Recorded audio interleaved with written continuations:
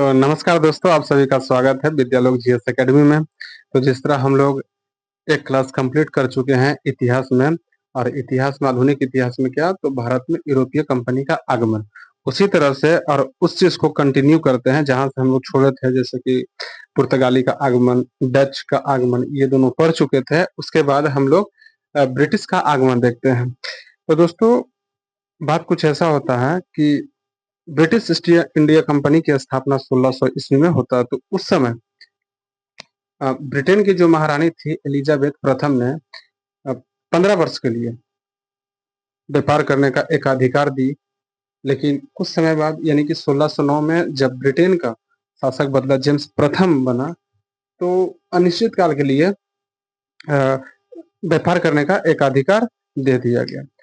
तो जब British company का स्थापना हो रहा था, तो भारत में मुगल शासक की बात करें तो अकबर था। उस समय अकबर थे, और अकबर के समय में ही ब्रिटिश ईस्ट इंडिया कंपनी का स्थापना हुआ था। लेकिन यदि भारत में आगमन की बात किया जाए तो वो जहांगीर के समय में हुआ था। किसके समय में? जहांगीर के समय में हुआ था। भारत में आगमन यानी कि भारत में जो स्थापना हुआ था कंपनी का, वो जहांगीर के समय में हुआ था। फिर एक सवाल और आता है कि मुगलों के साथ और ब्रिटिश ईस्ट इंडिया कंपनी के साथ जो संघर्ष प्रारंभ हुआ था वो किस शासक के समय हुआ था? तो वो औरंगजेब के समय से प्रारंभ हुआ था। उसके बाद जब भारत आया भारत आए ब्रिटिश ईस्ट इंडिया कंपनी, तो उसने पहला कंपनी जो स्थापना किया था सूरत में, यानी कि गुजरात के सूरत में। लेकिन वो कंपनी मुगलों के द्वारा अस्थायी मान्यता प्राप्त नहीं था। हाँ, तब उसके बाद 1611 में मसूलीपट्टनम में दूसरा कंपनी का स्थापना किया, लेकिन वो मान्यता प्राप्त था। आंध्र प्रदेश के मसूलीपट्टनम में। हाँ, जब कैप्टन हॉकिंस, जो कि जेम्स प्रथम का राजदूत हुआ करता था, वो 1609 में जहांगीर के पास आया था। जहांगीर के पास इसलिए आया था कि उसे व्यापार करने के लिए छूट मिले, यानी कि कोई कर वगैरह ना देना पड़े। 1609 में जहांगीर के आगरा दरबार में आकर के मिले, और मुगलों का जो मूल भाषा था वो फारसी था। जब कैप्टन हॉकिंस आने के बाद उसने भी फारसी में बात किया, तो इससे जो जहांगीर था थोड़ा प्रसन्न हुए, मतलब खुश हुए। लेकिन ध्यान रहे कि कर की जो छूट था, व्यापार करने की जो छूट था, वो जहांगीर को नहीं मिला। लेकिन उसे एक उपाधि दिया गया था, इंग्लिश खान का उपाधि दिया गया था। उसे इंग्लिश खान की उपाधि दिया गया था। उसे इंग्लिश खान की उपाधि दिया गया था। उसके बाद दूसरा आता है वही जेम्स प्रथम के राजदूत के रूप में सर टॉमस रो 1615 ईस्वी में आता है जहांगीर के दरबार में, और ये व्यापार करने के लिए छूट लेने में सफल प्राप्त करते हैं जहांगीर से सफल होते हैं ये व्यापार करने के लिए, छूट प्राप्त करने के लिए। उसके बाद देखते हैं कि जैसे मुंबई, बंगाल और ये मद्रास, ये तीनों शहर पे किस तरह से ब्रिटिशों ने कब्जा किया था। तो आपको हम बता दें कि जो मुंबई है वो सालसेट द्वीप पे स्थित है। सालसेट द्वीप पे स्थित है मुंबई है, वो सालसेट द्वीप पर स्थित है। और मुंबई को शहर के रूप में स्थापना करने का जो श्रेय जाता है वो है गेराल्ड अंगियार। ये नाम याद रखिएगा कि मुंबई को स्थापना किसने किया था, तो गेराल्ड अंगियार के द्वारा किया गया था। फिर बात आता है सन 1661 में पुर्तगाल की एक रानी थी, राजकुमारी थी, जिसका नाम था कैथरीन ब्रिगेंजा। जो पुर्तगाल की राजकुमारी थी उसका नाम था कैथरीन ब्रिगेंजा, और ब्रिटिश एक राजकुमार था जिसका नाम था चार्ल्स द्वितीय। और इन दोनों का विवाह होता है, और उस विवाह में पुर्तगालियों ने चार्ल्स द्वितीय को मुंबई दिया था दहेज के रूप में। लेकिन वो मुंबई लेकर के चार्ल्स द्वितीय करता क्या, अंत में 1665 में मात्र 10 पाउंड वार्षिक आय पे ब्रिटिशों को दे दिया गया। अब ब्रिटिश लेकर के उस पर व्यापार करना प्रारंभ किया। उसी तरह से बंगाल में सन 1690 के समय वहाँ का एक सूबेदार हुआ करता था जिसका नाम था अ, अजीम अजीम उस वहाँ का एक सूबेदार हुआ करता था। अब वो जो अजीम उस था वो मात्र 1200 रुपया के किराए पर 3 गांव को ब्रिटिशों को दिया था। जो 3 गांव था वो था सूतानती, कालीकाटा और गोविंदपुर। याद रखिएगा तीनों गांव का नाम सूतानती, कालीकाटा और गोविंदपुर। अब ये तीनों गांव को मिला करके कलकत्ता का स्थापना यानी बंगाल का स्थापना करने का श्रेय जो जाता है ये जॉब चरनॉक को जाता है। ये जॉब चरनॉक के द्वारा कलकत्ता बसाया गया था। उसके बाद आता है मद्रास। मद्रास में 1639 में चंद्रगिरी के राजा से फ्रांसिस डे के द्वारा मद्रास को ले लिया गया था, पट्टे पे दिया गया था और वहां पे सबसे पहला किला का निर्माण किया गया था जिसका नाम था Fort Saint George. Fort Saint George. हाँ, तो ये तीनों शहर का हम लोग देख लिए और फिर उसके बाद अ, हाँ तो दोस्तों हम लोग देख रहे थे लेकिन बंगाल से कुछ इम्पोर्टेंट और फैक्ट है जिसको हम लोग देख लेते हैं। जैसे बंगाल को जब चरनौक के द्वारा बसाया गया था तो बंगाल को प्रथम ब्रिटिश प्रेसिडेंसी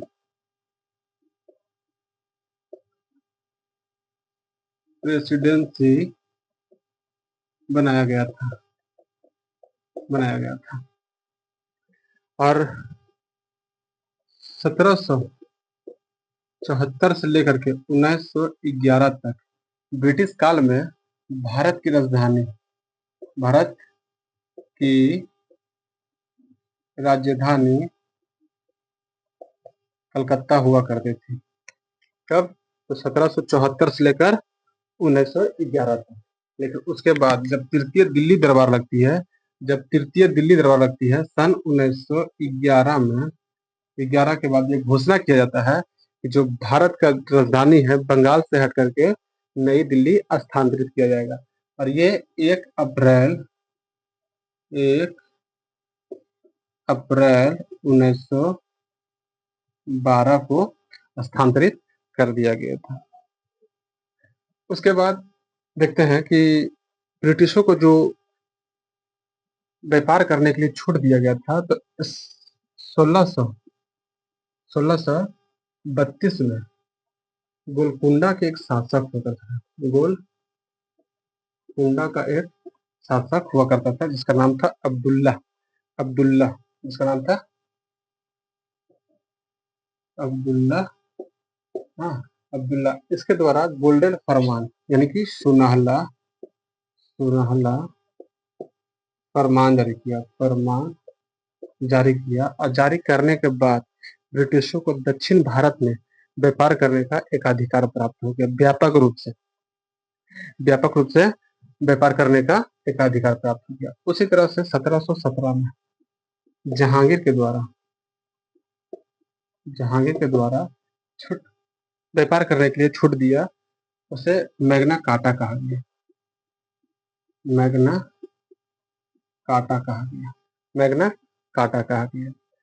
अब यहाँ तक तो हम लोग देख लिए ब्रिटिशों के बारे में। तो उसके बाद चलते हैं फ्रांसीसी के बारे में। डेनिश का उतना ज्यादा इम्पोर्टेंट नहीं है एग्जाम के पॉइंट ऑफ व्यू से, लेकिन अगर बात की जाए कि फ्रांसीसी के बारे में तो फ्रांसीसी के बारे में थोड़ा देख लेते हैं हम लोग। तो फ्रांसीसी कंपनी का जब स्थापना हुआ था कंपनी की स्थापना जब हुआ था सन 1664 में वहां के शासक हुआ करता था लुईस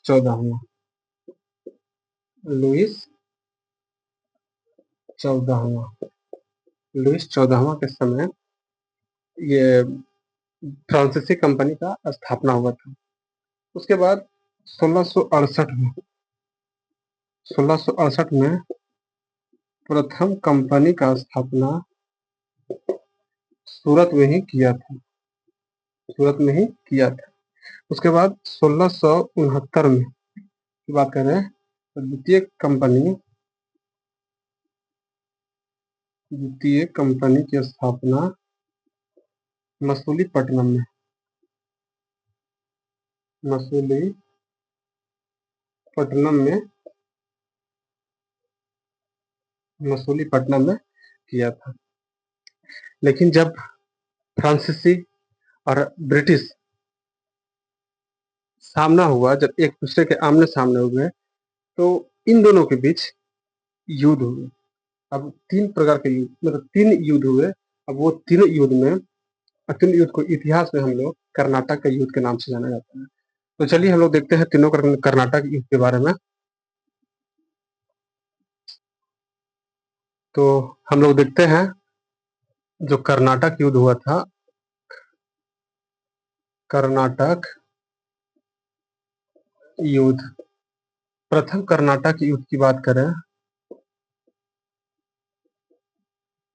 कर्नाटक युद्ध का बात करें तो 1746 से 48 तक चला था। हाँ, 1746 से 48 तक चला था और इसका समाप्ति एक्स ला सैपल की संधि से समाप्त हुआ था। और प्रथम कर्नाटक युद्ध जो हुआ था ऑस्ट्रिया के उत्तराधिकारी के लिए, और इसका एक और भी नाम से जाना जाता है जिसे हम लोग कहते हैं सेंट थोमे का युद्ध। सेंट थोमे का युद्ध, प्रथम कर्नाटक युद्ध को हम लोग एक नाम और से जानते हैं जिसका नाम है सेंट थोमे का युद्ध। और ये ऑस्ट्रिया के उत्तराधिकारी के लिए युद्ध हुआ था। उसके बाद देखा जाए द्वितीय कर्नाटक युद्ध, द्वितीय कर्नाटक युद्ध। इस युद्ध के शुरुआती 1749 से 1754 तक चला था और इसकी समाप्ति पांडिचेरी की संधि से,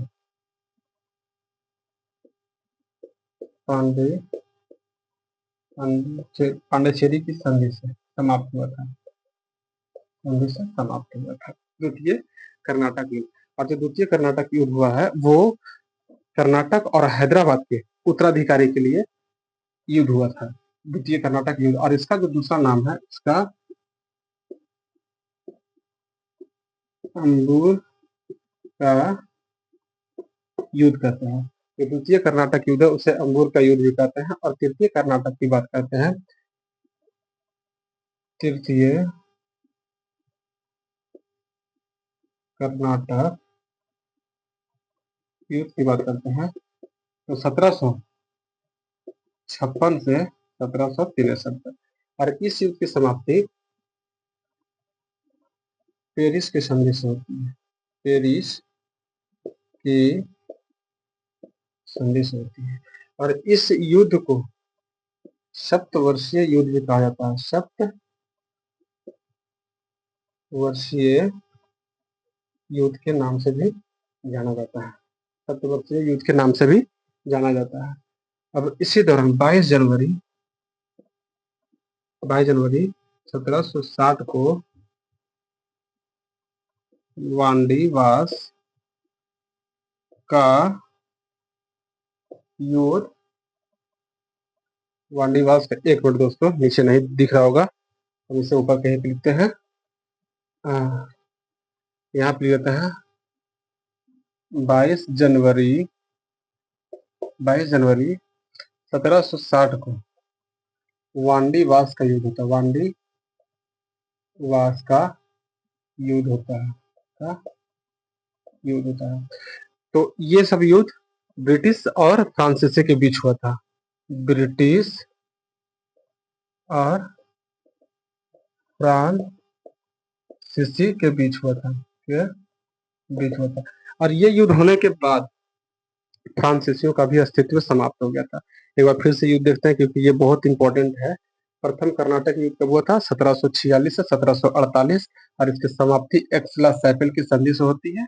और इसके अन्य नाम की बात करें तो सेंट थॉमे का युद्ध भी कहा जाता है, सेंट थॉमे का युद्ध कहा जाता है, सेंट थॉमे का युद्ध कहा जाता है। उसी तरह से अगर द्वितीय कर्नाटक युद्ध की बात किया जाए तो द्वितीय कर्नाटक युद्ध 1749 से 1754 तक चलती है और इसकी समाप्ति पांडिचेरी की संधि से होती है। इसकी समाप्ति पांडिचेरी की संधि से होती है और इसकी जो दूसरा नाम है उसका अंबुर का युद्ध कहा जाता है। अंबुर का युद्ध किया जाता है, कहा जाता है।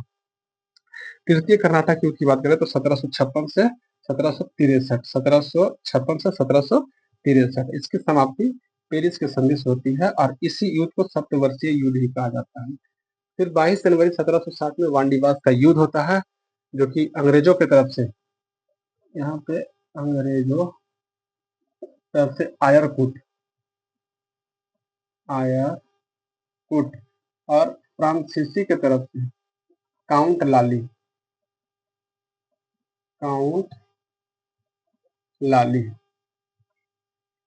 लाली भाग लिया था, लेकिन आयरकुट इसको हरा दिया और ये जीत गया और इस युद्ध के बाद से फ्रांसीसियों का अस्तित्व समाप्त हो गया और इसका अस्तित्व बना रह गया। तो एक बार हम लोग देखते हैं कि सभी का जो युद्ध हुआ था किस युद्ध से अस्तित्व को समाप्त हुआ था। तो दोस्तों देखते हैं ये सब का जो अस्तित्व समाप्त हुआ किस किस युद्ध से समाप्त हुआ। तो सबसे पहले पुर्तगाली, एक मिनट रुकिएगा, पुर्तगाली और ब्रिटिशों के बीच एक युद्ध होता है जिसे हम लोग कहते हैं स्वाली का युद्ध। स्वाली का युद्ध 1612 में, और इस युद्ध के बाद इसका अस्तित्व समाप्त हो गया। पूरी तरह से नहीं कह सकते लेकिन हाँ समाप्त हो गया। उसके बाद फिर आता है ये डच और ब्रिटिश के बीच में होता क्या, तो बेदरा का युद्ध। बेदरा का युद्ध 1759 में बेदरा का युद्ध होता है और इस युद्ध के बाद इसका भी अस्तित्व समाप्त हो जाता है। फिर उसके बाद में ब्रिटिश और फ्रांसिस के बीच में 3 युद्ध होता है। कर्नाटक का युद्ध, कर्नाटक का प्रथम युद्ध जो कि 1746 से 48 प्रथम हो गया, और ये दूसरा की बात करें 1749 से 56। फिर तीसरा की बात करें तो 1700 एक मिनट 1749 से 1700 और ये 3, एक मिनट,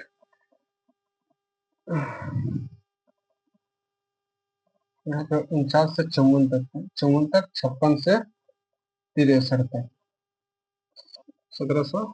एक मिनट दोस्तों, पसीना, गर्मी इतना ज्यादा है, हम फैन को ऑफ करके वीडियो को शूट कर रहे हैं ताकि साइड में कोई साउंड नहीं जाए। तो कर्नाटक का प्रथम युद्ध 1746 से 48, 49 से 54 और 56 से 63, और उसी बीच एक और युद्ध होता है जो कि